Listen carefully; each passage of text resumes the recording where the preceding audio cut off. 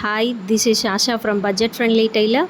So இன்றைக்கி நம்ம வந்து ஒரு சுடிதார் டாப் தான் கட் பண்ண போகிறோம். ஸோ அந்த டாப் கட்டிங் எப்படின்றத நல்லா ஃபுல் எக்ஸ்ப்ளனேஷனோடு தான் பார்க்க போகிறோம். ஒரு அளவு டாப் வச்சு லைனிங்கை ஃபஸ்ட்டு எந்த அளவுக்கு நான் மார்க் பண்ணி கட் பண்ணுறேன் அப்படின்றத ரொம்ப சிம்பிளாகவும் ஈஸியாகவும் தெளிவாகவும் சொல்லியிருக்கேன். ஸோ எந்த அளவுக்கு உங்களால் அண்டர்ஸ்டாண்ட் பண்ண முடியுமோ அந்தளவுக்கு அண்டர்ஸ்டாண்ட் பண்ணி பாருங்கள்.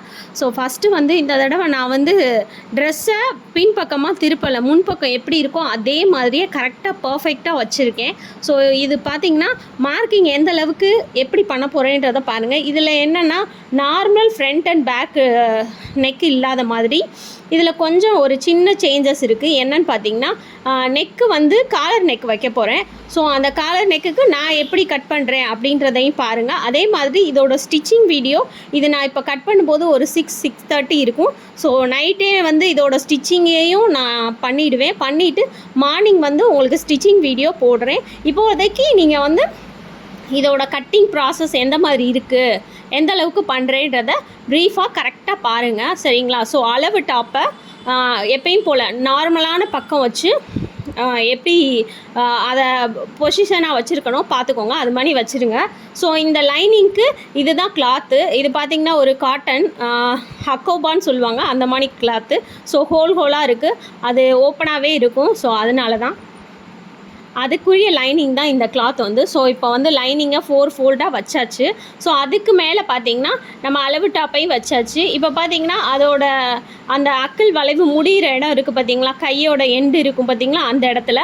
ஸோ அந்த இடத்துல நான் கரெக்டான அளவு, அதாவது எக்ஸ்ட்ரா 1/2 இன்ச்சு அந்த மாதிரி மார்க் பண்ணிக்கிட்டேன். அது மாதிரி ஹிப்பு கிட்ட 3 டாட் வரும். ஸோ நார்மலாக எல்லாருமே வந்து மேலே, அதாவது 10, கீழே வரும்போது 9, கீழே அதுக்கு அடுத்து போகும்போது 11 அந்த மாதிரி ஒரு மார்க்கிங் இருக்கும். ஸோ இதில் ஷோல்டரில் நான் என்ன சேஞ்சஸ் பண்ணியிருக்கேன்னா, இது வந்து நார்மல் டாப்பு இருக்கும்போது, அதாவது ஃப்ரண்ட் அண்ட் பேக் ஓப்பன் கீழே வரைக்கும் இருக்குன்ற போது ஷோல்டர் வந்து கம்மியாக தான் வச்சுருந்தேன், ஒரு 2.5 தான் வச்சுருந்தேன். பட் இப்போ வந்து நம்ம காலர் வைக்கிறனால ஷோல்டரை வந்து கொஞ்சம் பெருசாக ஆக்க போகிறேன். ஸோ 3.5 வச்சுருக்கேன், நான் 4 கூட இருக்குன்னு சொல்லலாம். ஸோ கீழே பார்த்தீங்கன்னா கீழேயும் டாட் வச்சுக்கலாம். இந்த 4 துணியையும் ஈவனாக வச்சு, அதாவது 4 கார்னர் இருக்கும், 4ஐயும் ஈவனாக வச்சு ஒரு மார்க்கு. அதுக்கப்புறம் ஒரு 1 இன்ச்சு மேலே வந்து 1.5 இன்ச்சு நம்ம உள்ளே பிடிக்கிறதுக்கு துணிக்கு மார்க் பண்ணியிருப்போம். ஸோ கீழே சைடில் வந்து 2 ஃபோல்டு பண்ணுறதுக்கு 1 இன்ச்சு இருந்தாலே போதும். ஸோ அதுதான் பார்த்திங்கன்னா அளவு வந்து செஸ்ட்டோட அளவு வந்து 10 இன்ச்சு இருக்கும். அதுக்கு அடுத்து கீழே வந்து பார்த்திங்கன்னா 9 இன்ச்சு. அதுக்கு கீழே பார்த்திங்கன்னா அதாவது இடுப்பு சுற்றளவு வந்து 11 இன்ச் இருக்கும். ஸோ அதை நான் எழுதியே வைக்கிறேன், உங்களுக்கு பார்த்திங்கனாலே தெரியும்.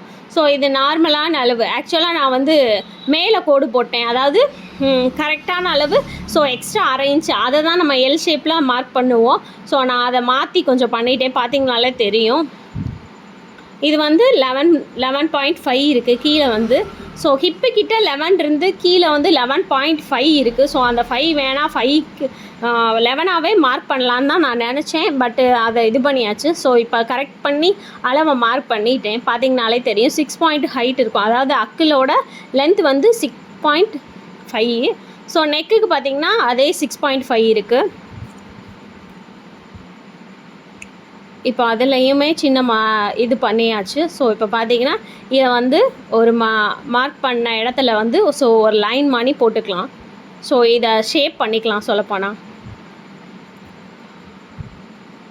11 இன்ச்சுக்கு கீழே அது. இப்போ இது பார்த்திங்கன்னா அக்கிள் வளைவுலேருந்து கீழே வந்து சைடு ஓப்பனோட ஹைட்டு.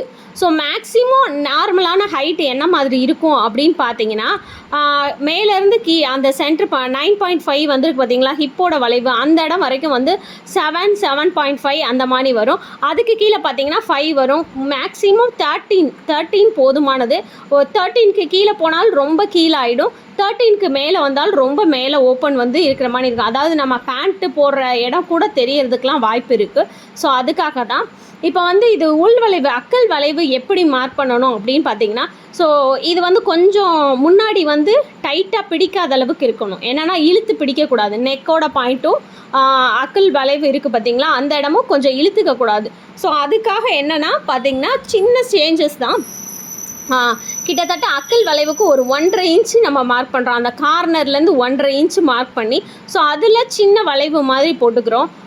மேலேருந்து கீழே வரைக்கும் ஒரு சின்ன வளைவு போட்டுக்கிறோம். அக்கிள் வளைவு பார்த்திங்கனாலே தெரியும்.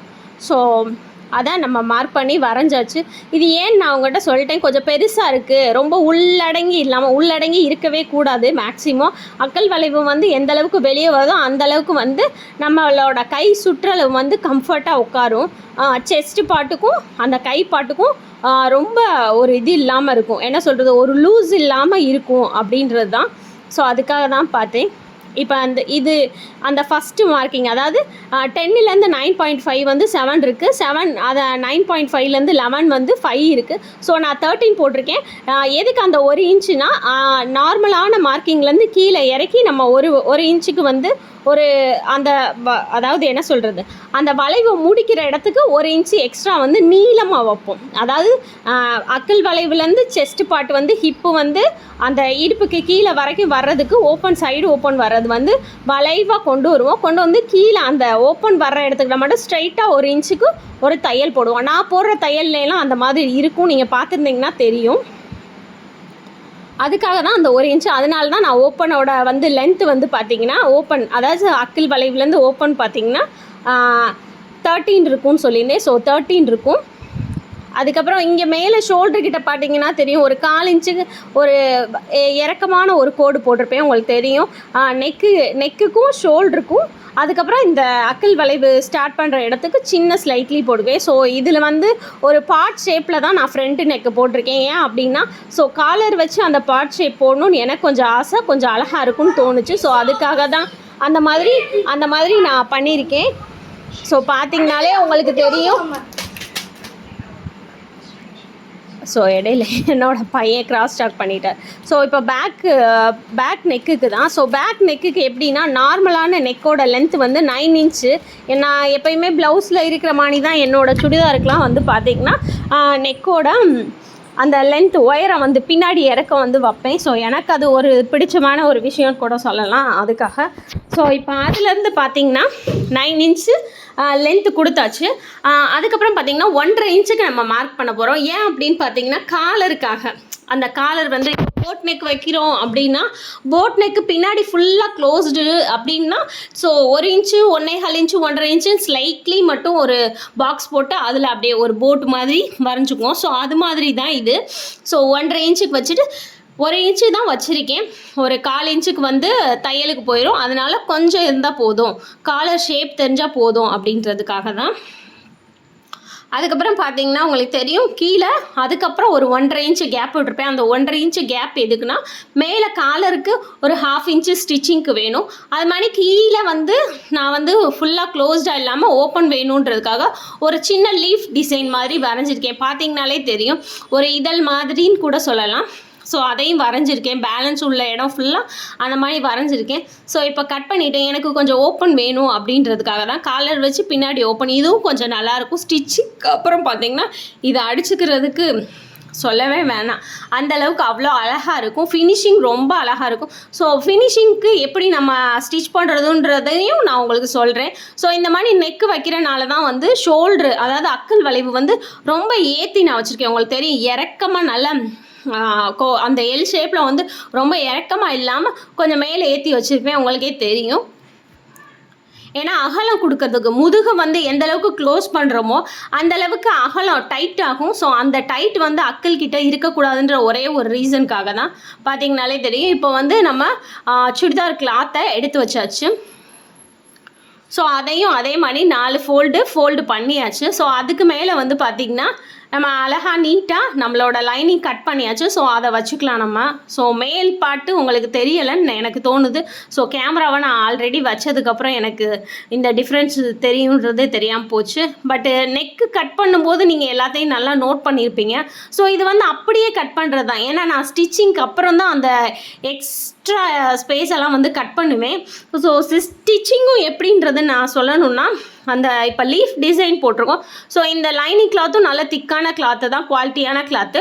ஸோ அடியில் இருக்க காட்டன், நல்ல பியூர் காட்டனில் ஹக்கோபா இருக்கிறனால நம்ம எக்ஸ்ட்ரா துணி வைக்க வேண்டியது இருக்காது. ஸோ அதனால வந்து நான் வந்து அந்த லீஃப் டிசைனை மட்டும் அப்படியே மார்க் பண்ணி கட் பண்ணிடுவேன். ஏன் அப்படின்னா ஃப்ரண்ட்டு மட்டும்தான் அதே மணி பரட்டி விட்டுக்குவேன். பைப்பிங் வேணும்னா நம்ம வச்சுக்கலாம், நம்மளோட விருப்பம் தான். அது ஏன் அப்படின்னு பார்த்தீங்கன்னா ஃப்ரண்ட்டு நெக் வந்து நம்ம ஆல்ரெடி முடிச்சிடணும், பேக் நெக்கில் அந்த லீஃப் டிசைனும் முடிச்சிடணும்.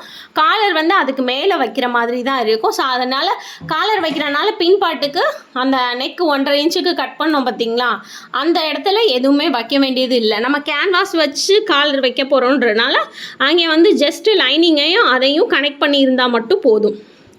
ஸோ இப்போ வந்து பார்த்திங்கன்னா லைனிங்கை வச்சு கிளாத்தை அட்ஜஸ்ட்மெண்ட் பண்ணி, அதாவது சுடிதாருக்குரிய கிளாத்தை வந்து அட்ஜஸ்ட்மெண்ட் பண்ணி வச்சு, ஸோ அதுக்கேற்ற மாதிரி ஒரு இன்ச்சு வந்து கேப் விட்டு இதை கட் பண்ணிடுறோம்.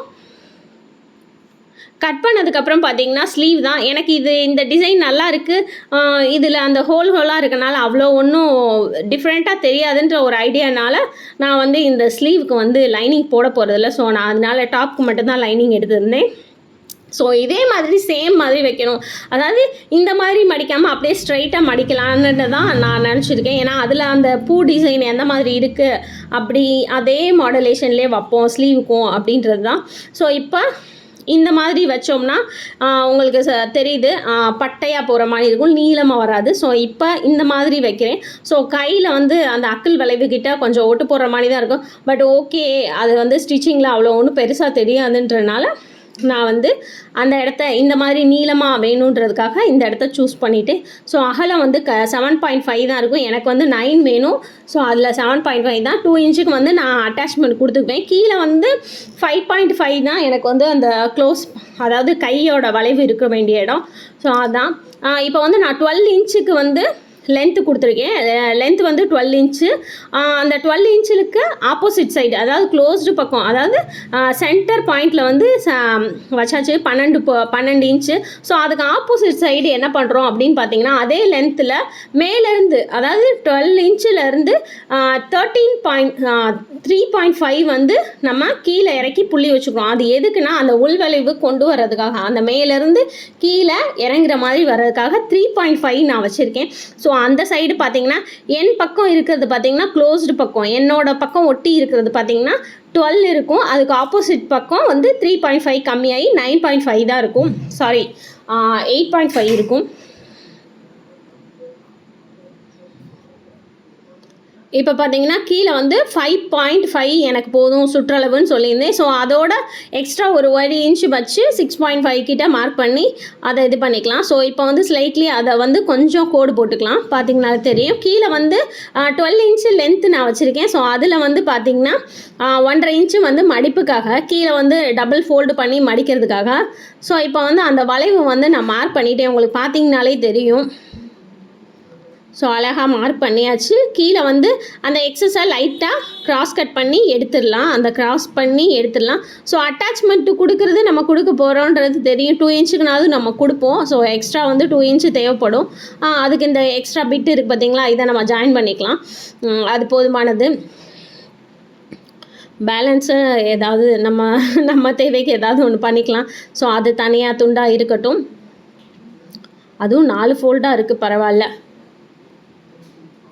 ஸோ அதான் இந்த பக்கம் எடுத்து வச்சுக்கலாம். இப்போ வந்து அழகான ஒரு டாப்பை வச்சு சூப்பராக வந்து கட் பண்ணியாச்சு, ஸ்லீவ் கட் பண்ணியாச்சு. காலர் நெக்குக்கு எப்படி கட் பண்ணணும், எந்தளவுக்கு மார்க் பண்ணணுன்ற ப்ரீஃபான எக்ஸ்ப்ளனேஷனோட அழகாக நான் சொல்லி முடிச்சிட்டேன். எனக்கு தெரிஞ்ச மாடுலேஷனில் நான் சொல்லிட்டேன்.